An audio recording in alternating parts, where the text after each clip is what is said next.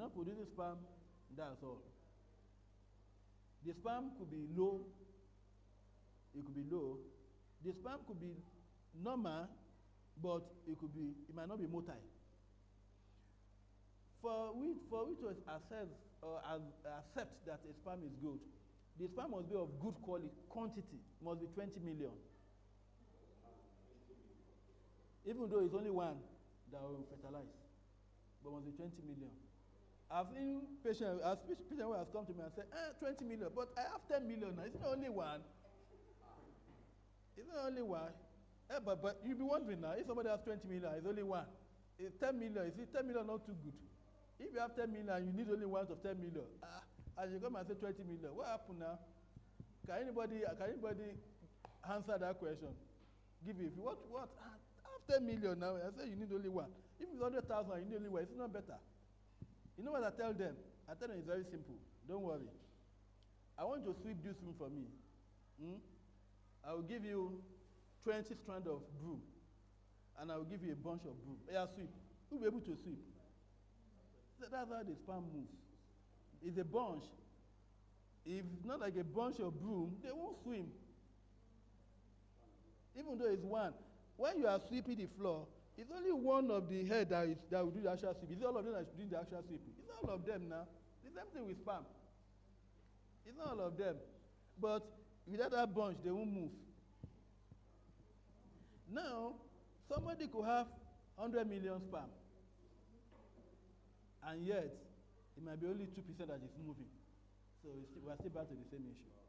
Because we expect you to have at least 50% normal motility. So now, you can even have 100%, you have 100 million, you have 50% that is moving. Now they are abnormal. It's only 2% that is normal.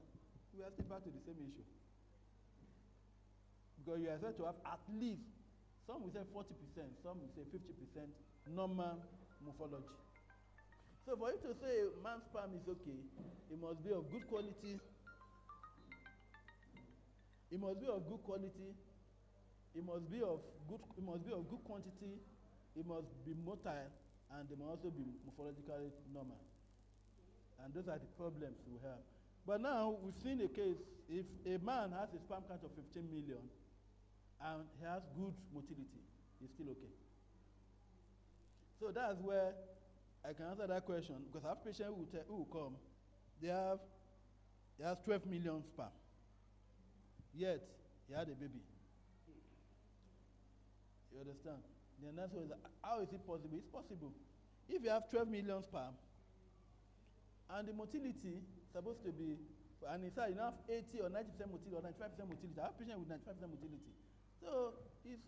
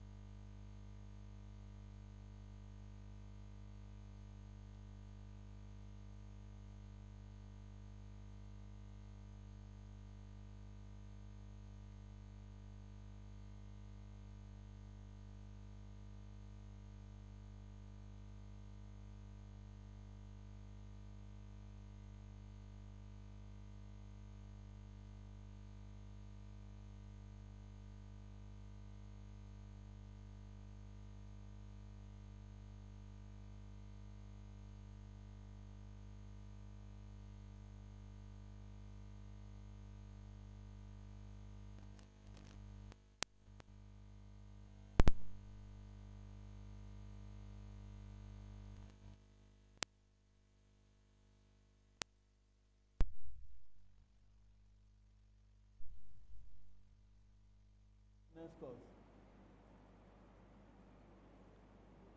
Now, combined infertility. When you say combined, in this case, both the man and the woman, they had issue.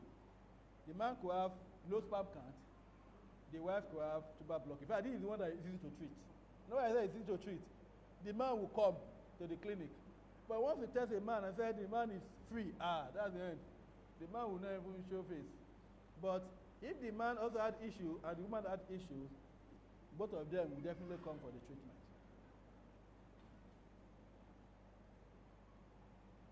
Sometimes, both of them could be normal.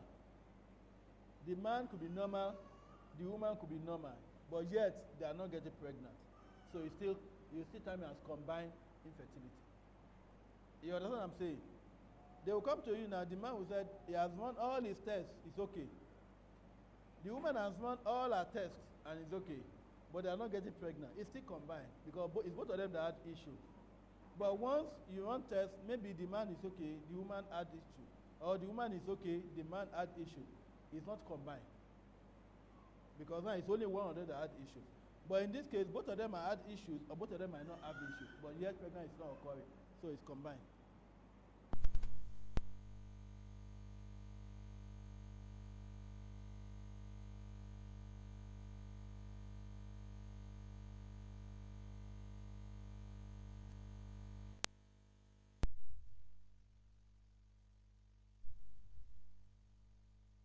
Check the woman. Both of them are fine. Then what's the problem? So that we call unexplained. Actually, the issue.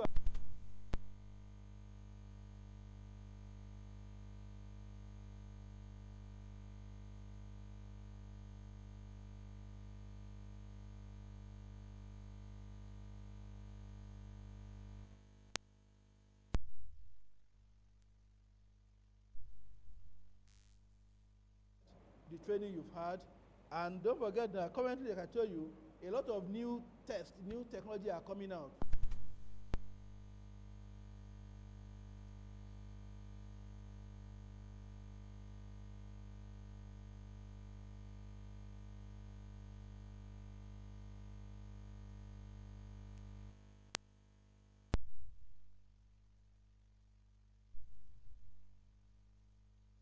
The woman has done all the scanning center in Abuja, and that's all. They are not pregnant.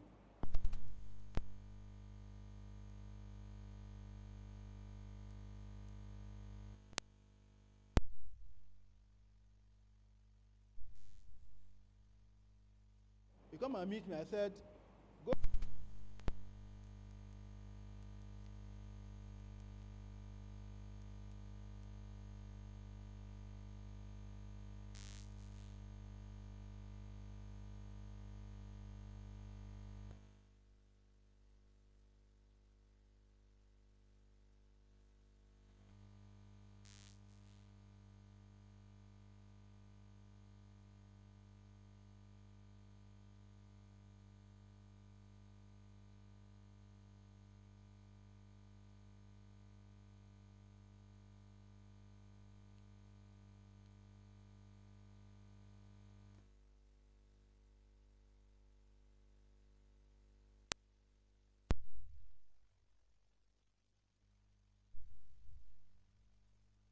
Either that tube is not functional, and you might not know, they call it unexplained infertility.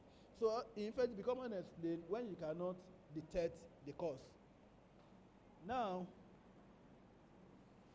investigation.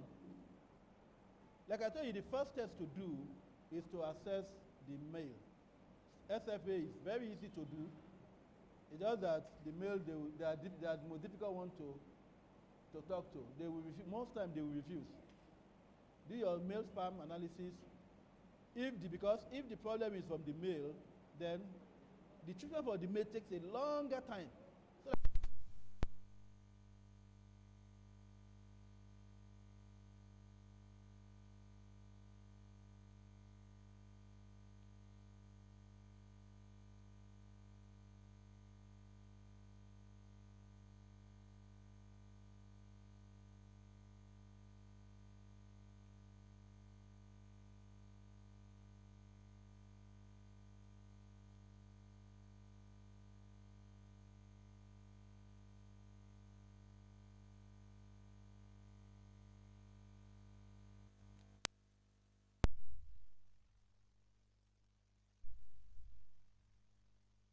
we get their sperm.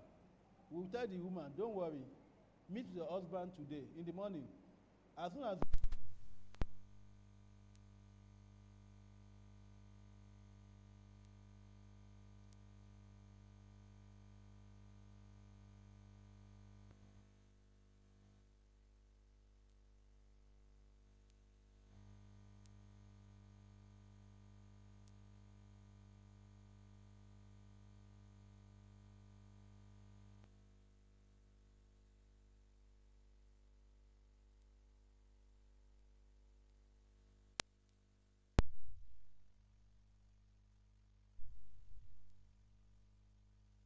production of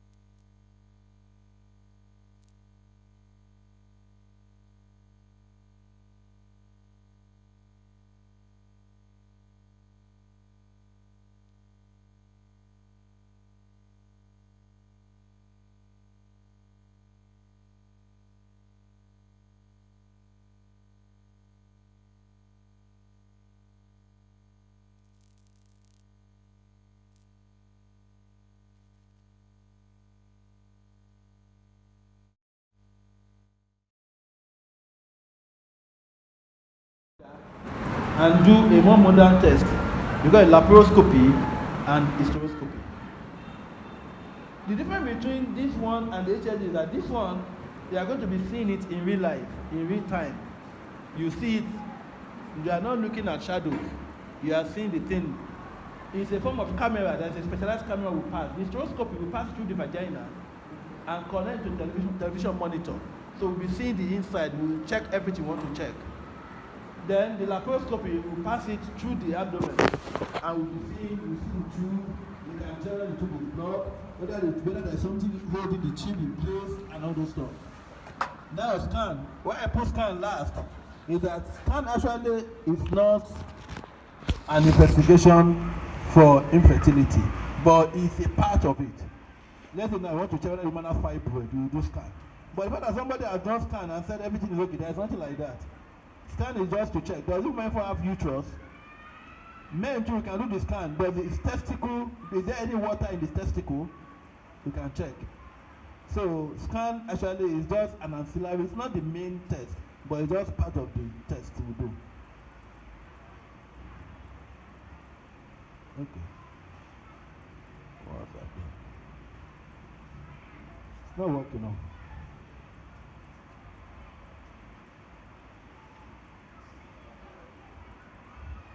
Okay. If it's a low sperm count, what do we do? The first thing to do is to ask the man to do scrotal scan. The scrotal scan will tell us, is there any fluid in the testicle? Is the testicle actually even producing anything? Then if the testicle has water, we know the next to do is to drain the water. It depends on what we call varicocele, but drug actually is for those who doesn't have much issues. We've checked, the chips are okay, almost everything is okay. Maybe it's just that the hormones are not okay. If we latin inside, we can give drug to break it down. If we suspect that the woman is not producing egg, we can give some clomid, like the tablet called clomid, to make the woman to produce more egg. You can try that, we can start with that and see.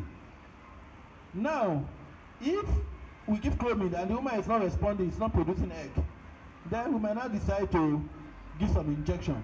It's still drug to make sure the woman produces egg. Another thing we can do is what we call time intercourse. Time intercourse means that we're going to give the patient drugs or injection. Now we'll be doing what we call a serial scan. We'll be scanning as you're on drug or injection. We'll be scanning. We'll be checking. As we are checking, we will know when you are going to ovulate. Now, from the scan and the size of the egg we got, we now say, okay, Ajia, you are going to ovulate on Monday morning. So that means that you and your husband must meet on Monday. Sometimes now there's an injection we can give you to actually time the ovulation to a particular hour.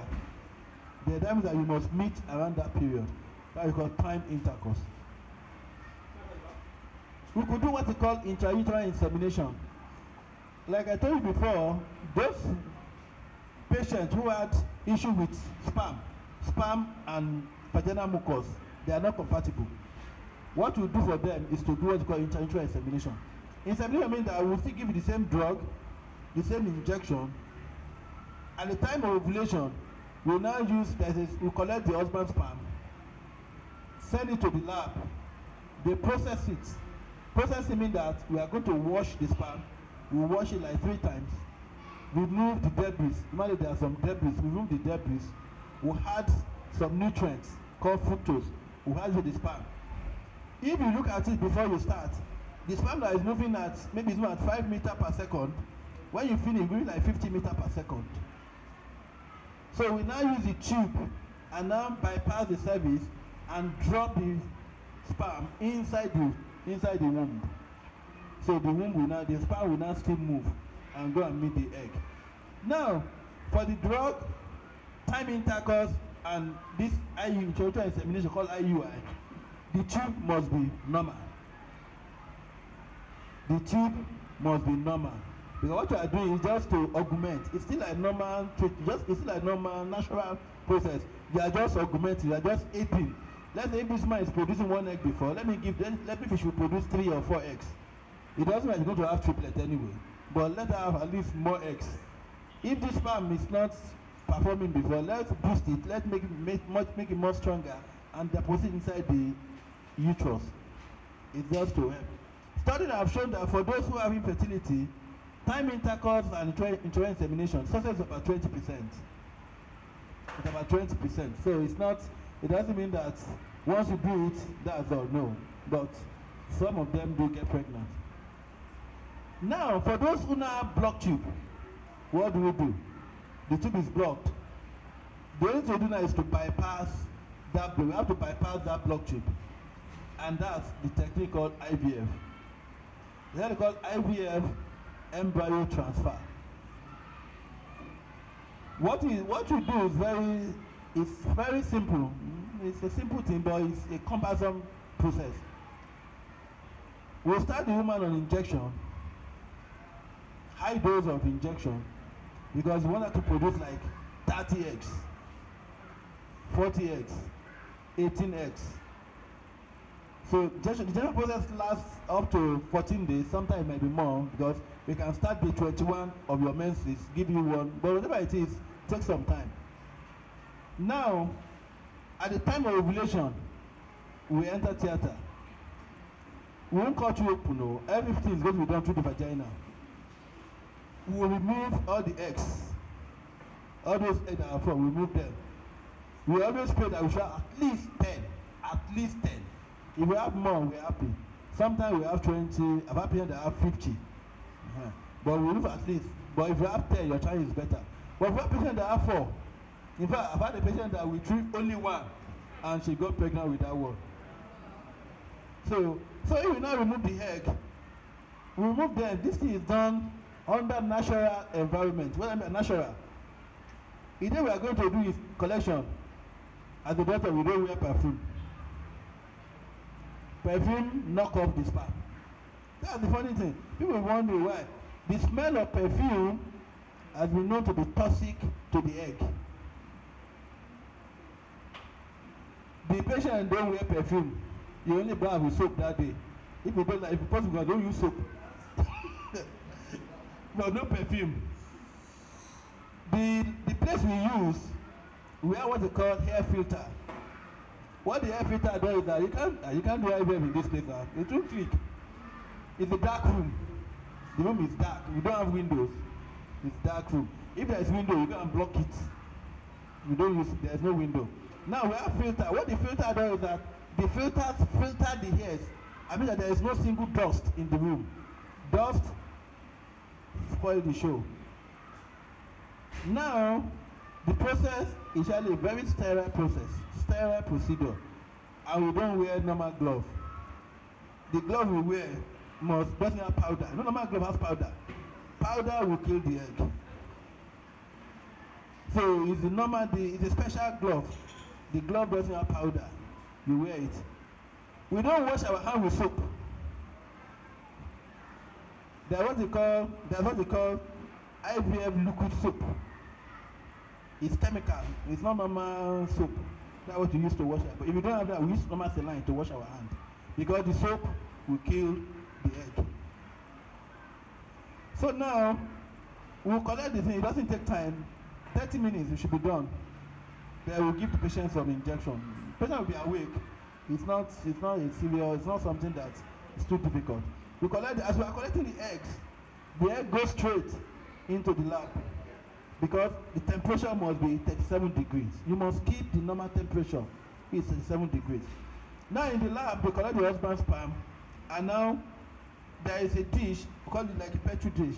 You put the sperm, you put the egg here, you put the sperm. You don't put them, not like you pour the sperm on top of the egg. No. Like I tell you, the sperm must swim. And then that 20 million comes in, the sperm must swim. If you put the sperm on top of the egg, it will not fertilize. You don't. You put the egg here, you put the sperm here.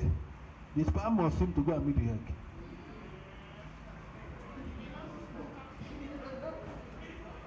That's the fact. The man must always go and meet the woman. Egg will not swim, egg will not come. It's a sperm that will swim. So that way now they go fertilized. When they fertilize, we put them inside there is a special incubator we use. That incubator mimic the womb. In fact, the incubator is so designed in a way that it's like your fridge, but this one is not cold, it's warm. But designed in a way that once you open one point, each place you keep those things has its own opening, and they usually have 3 doors.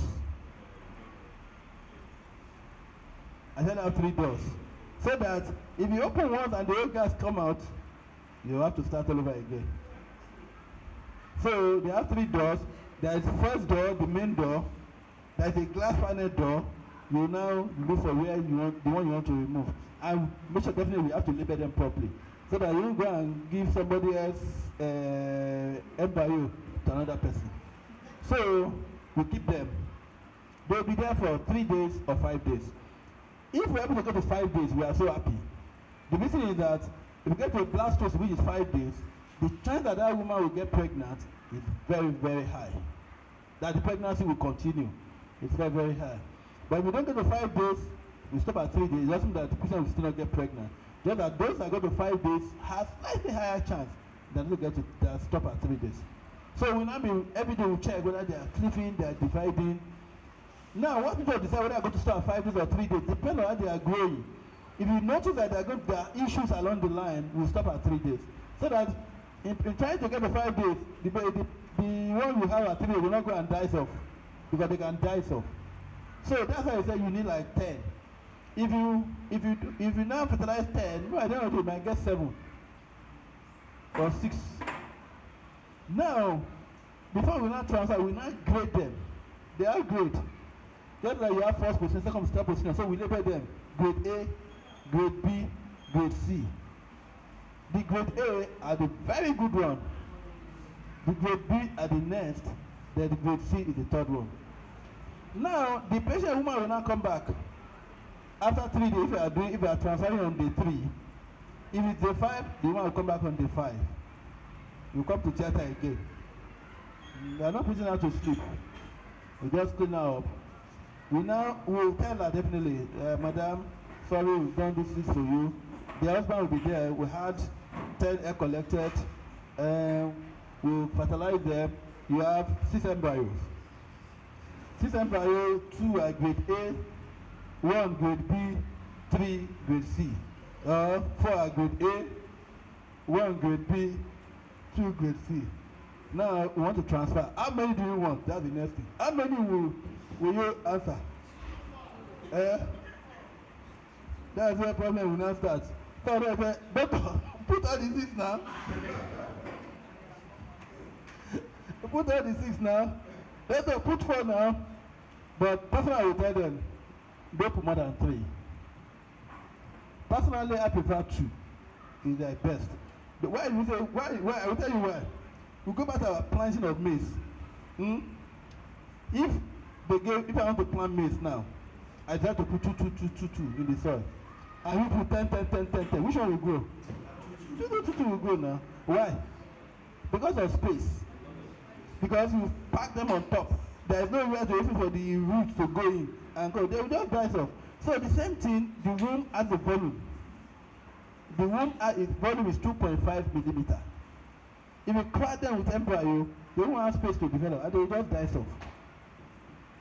So ideally, we shouldn't put 2 is the ideal, but sometimes because of our environment, women have spent so much money and co. The IVF is very expensive. We put 3.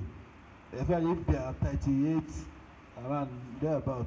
For those who are more than 40, sometimes we put 4. But like that, we just put, but we don't go beyond 4. But for those who are much younger, it's 2. Actually, in UK, their law is 1. Do you know why they made the law of 1?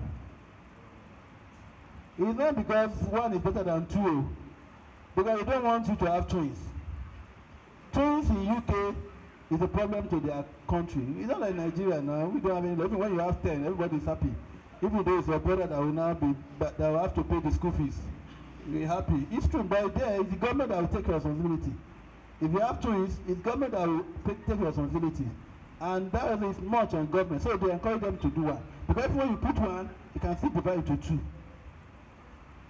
Now you now go and put 2 and end up with 4 or 3. What happened to the system? So that's why they encourage they do 1. But sometimes they still put 2 if you are not going to deliver in their country. We will talk about that. There is a petition. If you are not going to deliver in their country, they will put 2 for you. Because the reason is this: when you come to deliver, the doctor they will ask, "Oh, you did IVF fine. They put 2? Which IVF? They will call the center. They are going to pay fine. But if it's singleton, no problem. But if it's 2 and above, the center will pay a fine. So what they do mostly is 1. In India is 1. Their own law is 1 because they have enough. Population is so high, so they are trying to contain the population. It's 1. In China is 1. But most countries, US and the rest, put 2. But in Nigeria, we are still doing 3, 4. It's okay. Just at least one must click. So now, after we transfer, you go home. There are some drugs we give you to support the pregnancy. You go home, could be injection, could be something to insert. Then you come back after 2 weeks for pregnancy test. Most of the time, it will be positive. Most of the time, it will be positive. If it's positive, you've scaled through the first stage. You now come back after 2 weeks for scan. It's at that time we now know whether the thing actually clicks or not. Because the fact that PG is positive, that means that after a few days, you can see your menses. But if the thing now continue, we check, there's pregnancy there, fine. We now want how many? You see 2, you see 3, you see 4. Sometimes most of them will start with 3, if you put 3. Eventually, after by the time you follow it up, end up with 2. Some will start with 3 and continue. Some will start with 2 and stick after triplets. So whatever happens. But a lot of them will actually have 1. Because the aim is for you to have at least one baby. So that's what. But don't forget that success rate is roughly about 30%. But it could be better sometimes. Sometimes we have up to 38, 40%. It all depends. But generally, averagely, it's between 30 and 40%. Success rate for IVF. And that's what you do. Now, ICSI. ICSI is same thing like IVF. It's IVF, actually it's IVF procedure. But the difference now is, I told you before, you have to put the sperm here. The egg will be here, the sperm will be here. You put them, the sperm will have to swim. What if the sperm cannot swim? There are cases where sperm cannot swim. In fact, there are cases whereby the man don't produce sperm. We have to we have to carry needle, stick it to the screw tube and drain the sperm. Because the teeth are pesa. Sometimes we even dissect the testicle tube to retrieve the sperm. Because there are cases of what called acidospermia. The man cannot, if it's only go, no problem. If the man gave us only 10 sperm, we'll use it. What we now do in ICSI, we use a machine. There's a machine. The machine is like a microscope, but it's a big microscope with a needle. The machine carry the egg out up. The needle pick the sperm. We pick the sperm at the tail. Like as if you are catching catfish. It's very easy. You see the thing, they move it like catfish. Just catch the sperm at the tail. You now carry the needle with force, just inject it into the egg. That was called ICSI. So that way, it's outside now. It's in the tube. It's outside. We do it, not inside. In the test tube now, on the table, in the lab, we pick this. You know, we've already collected the egg out. We have your sperm now. So we just pick. We put the sperm in a dish. We play with the sperm, and that's the only way we can say, okay, if a parent says he wants a baby boy, we look at it. We have some sperm. When you look at them, you know this one look like a male sperm. So it's a girl, but actually the quality, a male sperm is shorter and faster. The female sperm is longer and slower, sluggish. They move slowly. Female do their own jejely, where the male is longer. So you just pick, but it's not 100% guarantee. Because sometimes, don't forget, there are some female too who are proactive. But generally, from few they've tried to do, the result has been encouraging. But that's not the way to do sperm selection, sex selection. But there is a way we do sex selection. What we do in sex selection now is that after we've fertilized them, before we transfer, we now take a portion of the dividing cells and do what we call DNA analysis. From DNA, we will know whether you have SY, which is male, or you have SS, which is female. So you now label, tag them, SY, SS, tag them, separate them. So you never do from the embryo. So if the patient wants female, you put female. If you want male, you put male. Actually, we don't call it sex selection again. We call it balancing of sex. Because initially when I use sex selection, it becomes a major issue that we are trying to have more male than female, especially in this environment that they want male all the time. So it becomes international. So what we now call it balancing of sex. We are trying to balance sex because a patient will come that he wants female. The same time, patient will come that he wants male. So if they, we know in this environment we talk of people that want male, but in other country talk of a lot of people that want female. So it's like you are balancing the sex. But that's what you do. Now I'm not. Before I move further, it's possible for you. Now what happens to the remaining embryo? You put 2 or 3 and you have 10. What happens? Are you going to go and throw them away? Are you going to throw them away? You don't throw them away. In the past, we used to throw them away. But now you don't throw them away. We do what we call freezing. Embryo freezing. They will freeze the embryo for you. So that even that one doesn't click, if pregnancy doesn't resulted from the first one you did, you can come back. You won't go through injection, the whole process again. We will now do what we call thawing. We bring out the egg, we thaw it. Thaw means that you defreeze them. But the process of defrosting is not like defrosting egg. No egg, you just put out, fish, you just put outside. It's come down. No. There is a process of thawing so that temperature is maintained. You must not go beyond that temperature. If not, so it will die. You thaw them and transfer. So people doesn't have to go through the whole process again. So that way. In fact, patient who had like 30 embryo, you freeze them. Even if that one resulted in pregnancy, after 2 years, come back for your next one. We just transfer. And that's why we're having issues now. Issues. We will talk about it when it comes, but one of the issues is that what happens if the man dies? You have egg freeze, embryo freeze already. You've done the first IVF successful. You understand? But God for before next one, the man dies. What happened? And the woman wants the embryo transfer. those are where we have issues. There are a lot of issues happening. In every world now, a lot of people are doing so many things that are becoming big issues. In fact, there was a case of a couple. The husband just donated sperm for IVF. Just donated his sperm for IVF.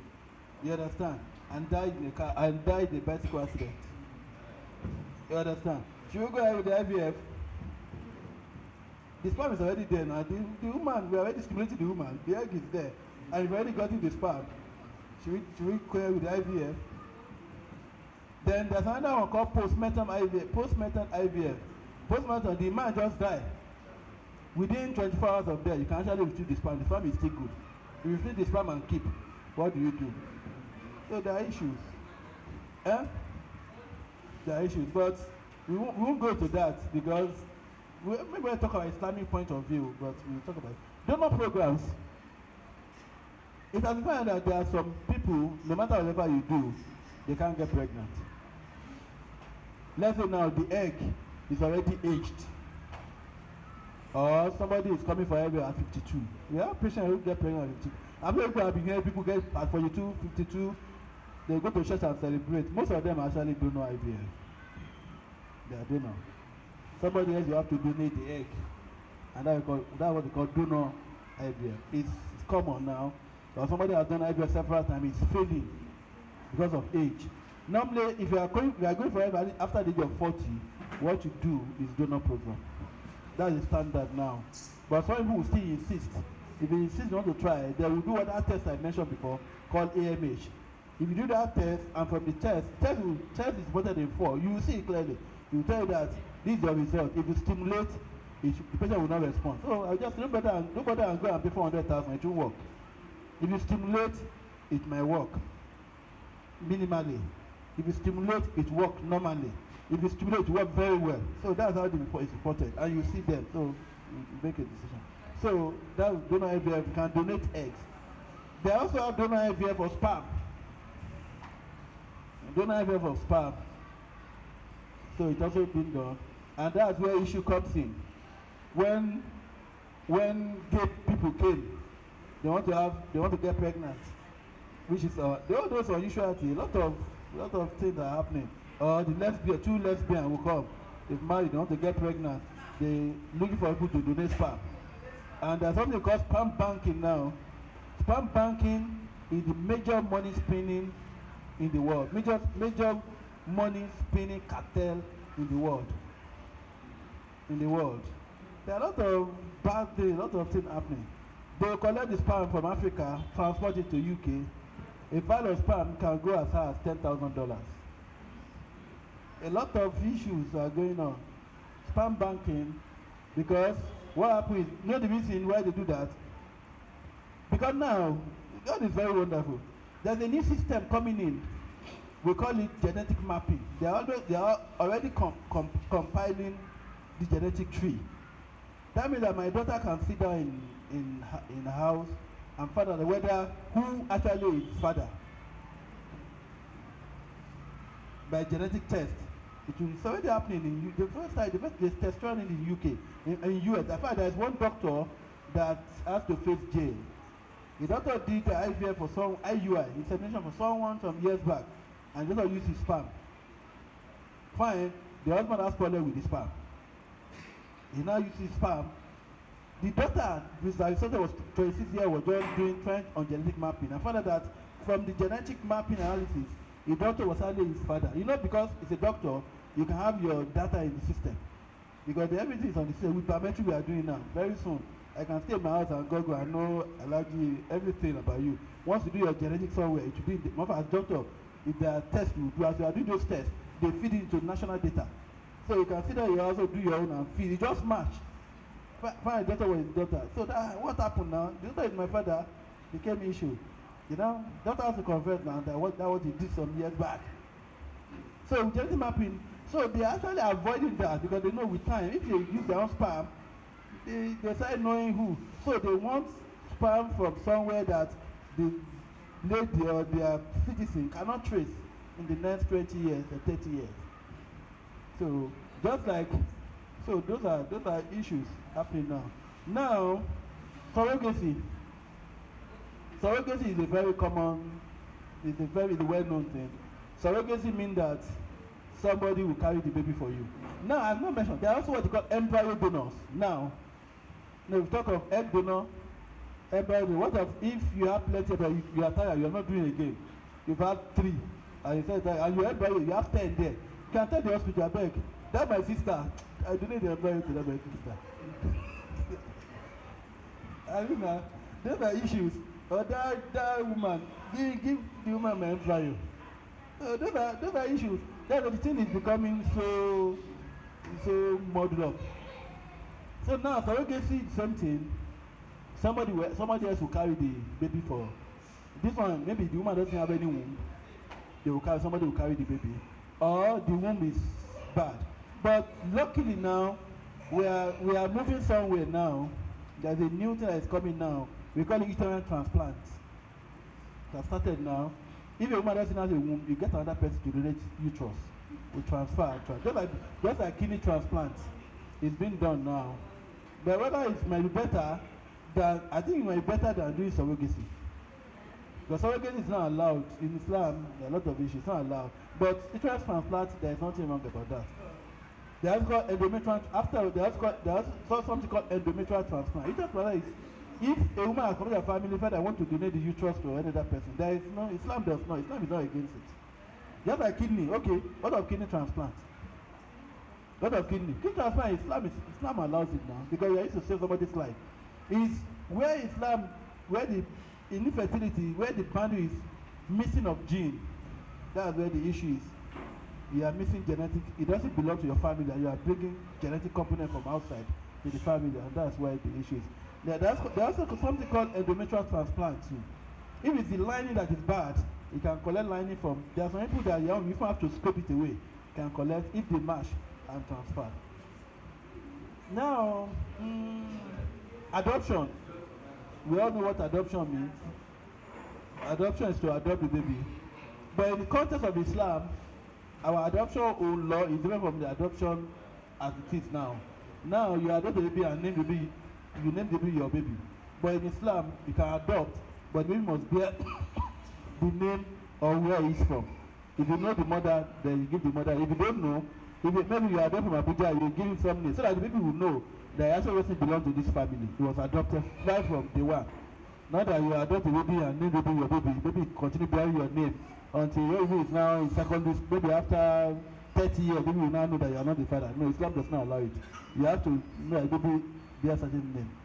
Now, with surrogacy, before I move further, I think it can be of two types. It can be a carrier. Carrier means that you just carry the baby. That is not participating in the IVF. You have done your IVF, they use the mother egg, the wife egg, they use the husband's sperm. But just to carry. That's one. Then there could be a surrogacy, in which surrogacy will participate. Either it's donating the egg for the procedure, that's a participatory surrogacy.